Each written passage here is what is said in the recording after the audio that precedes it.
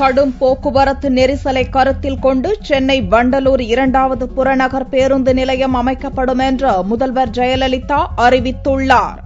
தமிழக முதல்வர் ஜெயலலிதா சட்டசபையில் செவ்வாயன்று கேள்வி நேரத்திற்கு பின்னர் விதி எண் 110 கீழ் ஒரு அறிக்கை வாசித்தார். சென்னை கோயம்பேடு புறநகர் பேருந்து நிலையத்தில் தினமும் 2100 பேருந்துகள் 2900 தடவை இயக்கப்பட்டு வருவதாகவும், எனவே கடும் போக்குவரத்து நெரிசலை தவிர்க்கவும் தென் மாவட்ட பேருந்துகளுக்காகவும் வண்டலூரில் சகல வசதிகளுடன் புறநகர் பேருந்து நிலையம் அமைக்கப்படும் என்று முதல்வர் ஜெயலலிதா அறிவித்தார். கோயம்பேடு புறநகர் பேருந்து நிலையத்தில் நிலவும் போக்குவரத்து நெரிசலை கருத்தில் கொண்டும் தென் மாவட்டங்களிலிருந்து வந்து செல்லும் பேருந்துகளுக்கென தெற்கத்திய பெருஞ்சாலை மற்றும் வெளிவட்டச்சாலை ஆகியவற்றிற்கு இடையே வண்டலூர் வாலாஜாபாத் மாநில நெடுஞ்சாலையை ஒட்டி வண்டலூர் ரயில் நிலையத்திற்கு அருகில் ஒரு புறநகர் பேருந்து நிலையம் அமைக்கப்படும் என்பதை மகிழ்ச்சியுடன் தெரிவித்துக் கொள்கிறேன்.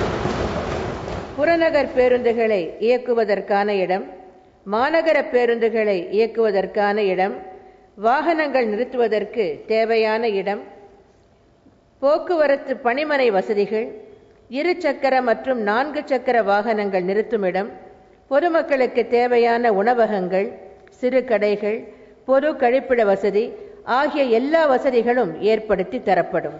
மேலும் கடந்த 25ஆம் தேதி விதி எண் 110 கீழ் தான் வெளியிட்ட புதிய மின்திட்டங்கள் குறித்து பல்வேறு நாளிதழ்களில் வெவ்வேறு விதமாக செய்திகள் வெளிவந்துள்ளதாக சுட்டிக்காட்டிய முதல்வர் ஜெயலலிதா, மொத்தம் 16,350 கோடி ரூபாய் மதிப்பீட்டிலான மின் திட்டங்கள் செயல்படுத்தப்படும் என்றும் அவர் விளக்கம் அளித்தார்.